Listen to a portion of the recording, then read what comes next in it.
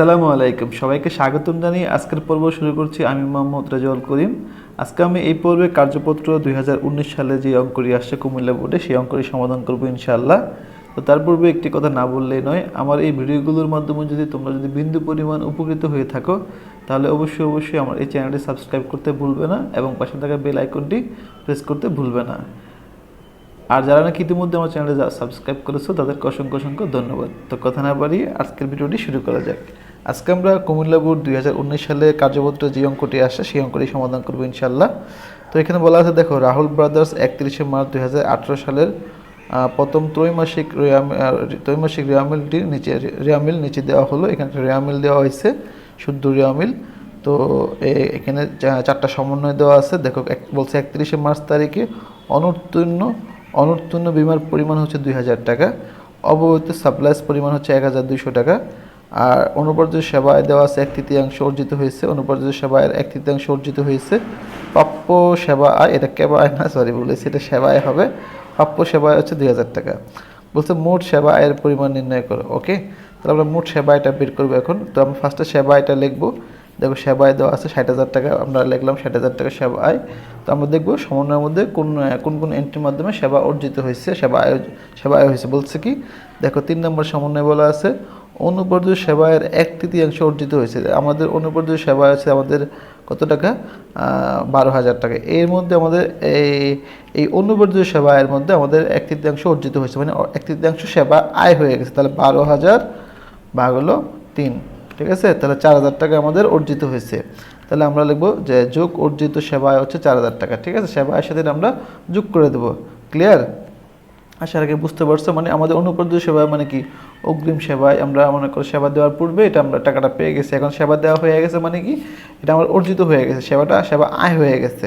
তো যে অংশটুকু অর্জিত হবে সেটা আমরা যোগ করে দিতাম। যে পূর্ব ক্লাসগুলোতে বলছি, দেখো প্রাপ্য সেবা আয় এখানে দেওয়া আছে 2000 টাকা, আবার বলছে কি প্রাপ্য সেবা দেওয়া আছে 2000, অর্থাৎ আমরা পাবো যেটা আমাদের এখনো প্রাপ্য সেবা আয় আছে 2000 টাকা। তাহলে আমরা এখানে এই প্রাপ্য সেবা আয় যোগ করলাম, কারণ এটা যোগ হবে। তো 64,000 সাথে 2000 যোগ করলে আমাদের 66,000 টাকা হয়। সেবা আয় সংক্রান্ত আর কোনো সমন্বয় এখানে বলা নাই বা কোনো এন্ট্রি কিছুই বলা নেই। তাহলে আমাদের মোট সেবা আয় হচ্ছে 66,000 টাকা। আশা রাখি ক নম্বরের সমাধানটা তোমরা বুঝতে পারছো। এখন আমরা খতে যাব। খতে যেয়ে আমরা দেখব খতে বলছে কি যে প্রয়োজনীয় সমন্বয় দাখিলার দেওয়া, অর্থাৎ এই যে 4টা সমন্বয় দেওয়া আছে না, এই 4টা সমন্বয় মানে আমাদের এই তথ্য দেওয়া আছে, সেগুলো সমন্বয় করতে বলছে। বলা আছে 31 মার্চ তারিখে অনুত্তীর্ণ বিমার পরিমাণ হচ্ছে 2000 টাকা। তাহলে আমরা দেখি তো আমাদের অনুত্তীর্ণ বিমা অগ্রিম বিমা দেওয়া আছে কত বলতো? 6,000 টাকা। তাহলে আমাদের অগ্রিম বিমা দেওয়া আছে তোমার 6,000 টাকা। এখানে বলা হয়েছে অনুত্তীর্ণ বিমা, মানে এখনো উত্তীর্ণ হয় নাই। আমরা এই যে খরচটা আছে, এই খরচটা হচ্ছে খরচের যে অগ্রিমটা আছে সেটা সম্পদ। সেই সম্পদটা যখন মেয়াদ উত্তীর্ণ হয়ে যায় সেটা খরচে পরিণত হয়ে যায়, তখন সেটা হয়ে যাবে, এখানে ডেবিট পাশে আছে, সেটা হয়ে যাবে ক্রেডিট পাশে। যেন অনুত্তীর্ণ রয়ে গেছে, তো আমরা উত্তীর্ণ যাওয়াটা দেবো। আমরা যে অংশটুকু উত্তীর্ণ হয়েছে সেই অংশটুকু দিব। তাহলে 4,000 টাকা থেকে যে 2,000 টাকা অনুত্তীর্ণ থাকে, তাহলে 4,000 টাকা থেকে যে 2,000 টাকা অনুত্তীর্ণ থাকে, তাহলে আমাদের 6,000 টাকা থেকে যদি 2,000 টাকা অনুত্তীর্ণ থাকে, তাহলে 4,000 টাকা হবে উত্তীর্ণ। আমরা উত্তীর্ণ যাওয়াটা দেবো। তাহলে এই অগ্রিমটা হয়ে যাবে আমাদের ক্রেডিট পাশে, আর এই বিমাটা হয়ে যাবে খরচ, অর্থাৎ খরচে পরিণত হয়ে যাবে। ওই অগ্রিম সম্পদটা খরচে পরিণত হয়ে যাবে। তাহলে যাওয়াতে হবে বিমা খরচ ডেবিট, অগ্রিম বিমা ক্রেডিট 4,000 টাকা। আশাটা কি বুঝতে পারছো? তারপর বলা হয়েছে অব্যবহৃত সাপ্লাইসের পরিমাণ 1,200 টাকা। আমাদের সাপ্লাইস কত টাকা আছে দেখি তো। সাপ্লাইস দেওয়া আছে আমাদের 8,000 টাকা দেওয়া আছে। তাহলে সাপ্লাইস আমাদের হাতে রয়ে গেছে, মানে আমাদের অব্যবহৃত হয় নাই 1,200 টাকা। তাহলে আমাদের সাপ্লাইস আছে 8,000 টাকা, সেটার সম্পদ, সেই সম্পদটা আমরা মানে 31 মার্চ তারিখে, 31 মার্চ হবে এটা। তাহলে 31 মার্চ তারিখে আমাদের হাতে রয়ে গেছে 1,200 টাকা। তাহলে খরচ হয়েছে কত টাকা? 6,800 টাকা। আমরা এই খরচের জাবাদা দেবো। তখন এই সম্পদটা যেহেতু কমে গেছে, সম্পদটা হয়ে যাবে ক্রেডিট পাশে। আর এই খরচটা বেড়ে গেছে, সাপ্লাইসটা মূলত কেনা হয় খরচ করার জন্য। তাহলে সাপ্লাইস খরচ ডেবিট আর সাপ্লাইস হিসাব ক্রেডিট 6,800 টাকা। আশা থেকে বুঝতে পারছো, মানে খরচ বেড়ে গেছে, সম্পদটা কমে গেছে। হ্যাঁ, তারপরে আসো আমাদের অনুপার্জিত সেবা আয়ের 1/3 অর্জিত হয়েছে। আমরা জানি যে অনুপার্জিত সেবা আয়ের সবসময় ক্রেডিট পাশে থাকে, এটা যখন অর্জিত হয়ে যায় সেটা ডেবিট পাশে হয়ে যায়। তাহলে 1/3 অর্জিত হয়েছে, সেটা জাবাদা দিব আমরা।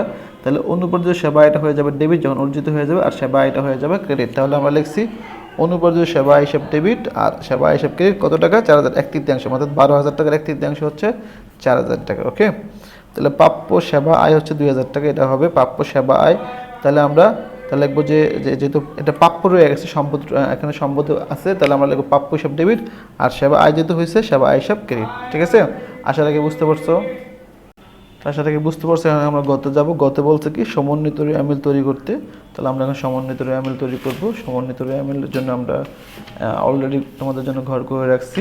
আমি দেখো আমরা এখানে লিখছি যে হিসাবের নাম, ঠিক আছে, আর রেয়ামিল আর সমন্বয়, সমন্বয় রেয়ামিল, এই 6 কলামের অর্থাৎ 6 কলামের ঘর হবে।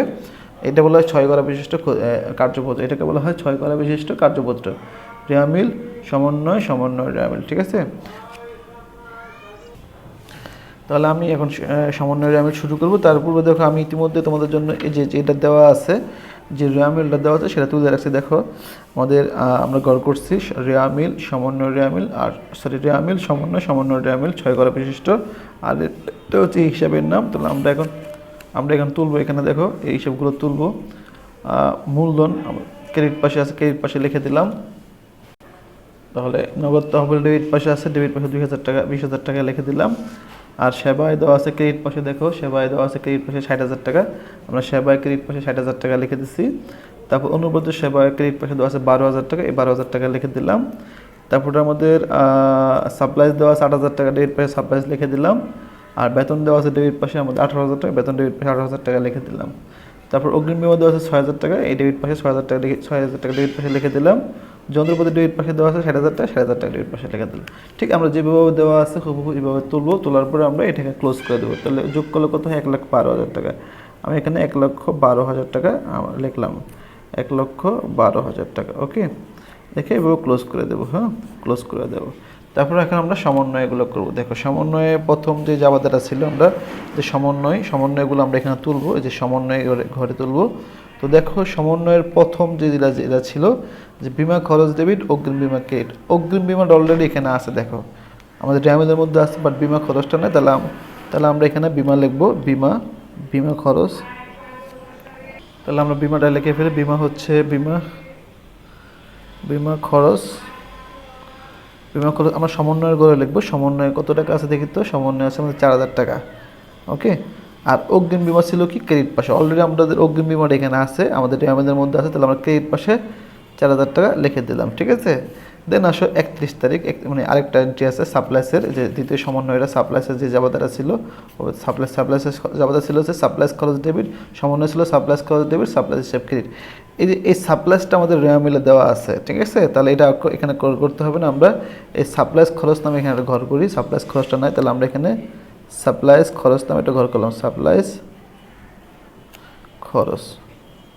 তাহলে এটা ডেবিট পাশে আছে আমাদের জাবাদায়, তাহলে আমরা ডেবিট পাশে জাবাদায় 6,800 টাকা লিখে দিলাম। আর ক্রেডিট পাশে সাপ্লাইসের এই যে আমাদের রেয়ামিলে যেটা দেওয়া আছে সাপ্লাইসের ক্রেডিট পাশে 6,800 টাকা আমরা লিখে দেবো। ঠিক আছে, দেন আছে অনুপর্যাপ্ত সেবা আয়। অনুপর্যাপ্ত সেবা আয়টাও দেওয়া আছে রেয়ামিলের মধ্যে, সেবা আয়টাও দেওয়া আছে। তাহলে অনুপর্যাপ্ত সেবা আয় ডেবিট পাশে হবে, আর রেয়ামিলের ডেবিট ক্রেডিট পাশে আমাদের এই সমন্বয় করে ডেবিট পাশে হবে কত টাকা বলতো, 4,000 টাকা। এই 4,000 টাকা আমরা এখানে লিখে দেবো। ঠিক আছে, আর সেবা আয় দেওয়া আছে ক্রেডিট পাশে, তাহলে সেবা আয় ক্রেডিট পাশে আমরা যে সেবা আয় কত, এই ক্রেডিট পাশে 4,000 টাকা লিখে দেবো। ঠিক আছে, 4,000 টাকা।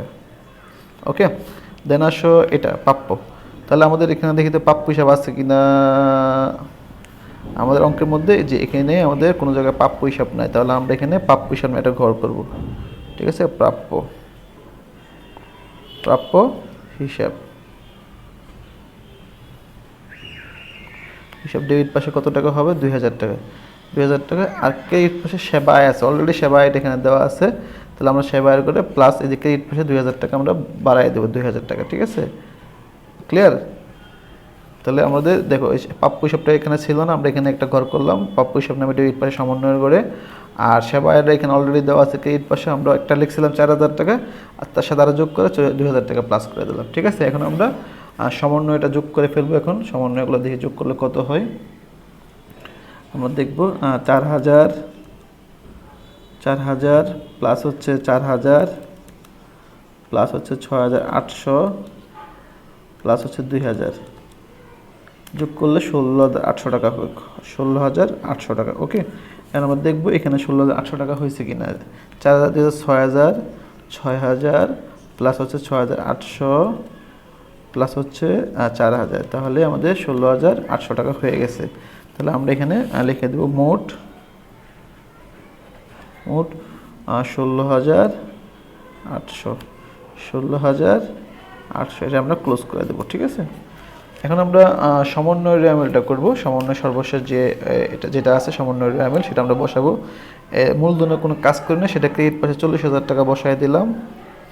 তারপরে নগদ তহবিলে কোনো কাজ করি না, সেটা ডেবিট পাশে 20,000 টাকা আমরা লিখে দিলাম। তারপরে আমাদের সেবায় আমাদের এসে 60,000 আর এ পাশে আছে 6,000, এটাও ক্রেডিট এটাও ক্রেডিট, যোগ করলে আমাদের 66,000 টাকা ক্রেডিট পাশে হবে।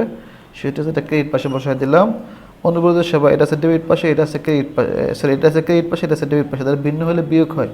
12,000 টাকা থেকে 4,000 টাকা বাদ দিলে 8,000 টাকা ক্রেডিট পাশে হবে, কারণ কি ক্রেডিট পাশের অ্যামাউন্টটা বড়। সাপ্লাই এ পাশে আছে 8,000 ডেবিট পাশে, আর এই পাশে আছে ক্রেডিট পাশে 6,800 টাকা। ডেবিট পাশে তোমার কত হবে বলো তো? 1,200 টাকা হবে, কারণ কি ডেবিট পাশের অ্যামাউন্টটা বড়। বিয়োগ এটার ব্যবধানটা হবে 1,200 টাকা। 8,000 টাকা থেকে 6,800 টাকা বাদ দিলে 1,200 টাকা থেকে। বেতন খরচ এ পাশে আমাদের আছে ডেবিট পাশে, এ পাশে কিছু নাই, তাহলে আমরা এ পাশে যা আছে তার পাশে দেবো 18,000 টাকা। অগ্রিম এ পাশে আছে তোমার ডেবিট পাশে আছে 6,000 আর ক্রেডিট পাশে আছে 6,000, ভিন্ন হলে বিয়োগ হয়। ডেবিট পাশের অ্যামাউন্টটা বড়, তাহলে 2,000 টাকা হবে ব্যবধান। ঠিক আছে, তারপর যন্ত্রপাতির কোনো কাজ করি নাই, আমরা যন্ত্রপাতি 60,000 টাকা ডেবিট পাশে বসায় দিলাম। ঠিক আছে, তারপর বিমা খরচের কোনো এখানে যা আছে তাই বসায় দেবো ডেবিট পাশে।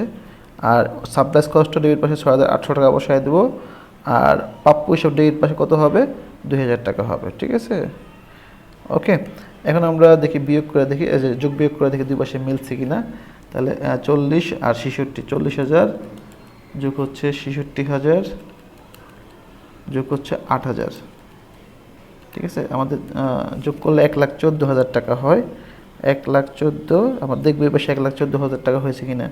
20,000 প্লাস হচ্ছে 1,200 টাকা প্লাস হচ্ছে 18,000 টাকা প্লাস হচ্ছে 2,000 টাকা প্লাস হচ্ছে 60,000 টাকা প্লাস হচ্ছে 4,000 প্লাস 6,800 প্লাস হচ্ছে 2,000, তাহলে হ্যাঁ মিলে গেছে 1,14,000 টাকা। 1,14,000 টাকা। তো তোমরা অঙ্কটা আশা রাখি বুঝতে পারছো। তারপর যদি তোমাদের কোথাও যদি বুঝতে প্রবলেম হয়, অবশ্যই আমাকে কমেন্টস বক্সে কমেন্টস করে জানাবে। এছাড়াও তোমাদের যদি কোনো রিকোয়ারমেন্ট থাকে কোনো একটি অঙ্কে সমাধান করে দেওয়ার জন্য, আমি চেষ্টা করব, তোমরা বলবো, আমি চেষ্টা করব তোমাদের অনুযায়ী এটা সমাধান করে দেওয়ার জন্য। আজকে এই পর্যন্তই। আমার ভিডিওটি যদি তোমাদের ভালো লেগে থাকে তাহলে অবশ্যই আমার এই যে ভিডিওটি একটা লাইক দিয়ে দিবে এবং আমার চ্যানেলটি সাবস্ক্রাইব করে দেবে। আসসালামু আলাইকুম। পরবর্তী ভিডিও দেখার জন্য আমন্ত্রণ রইল।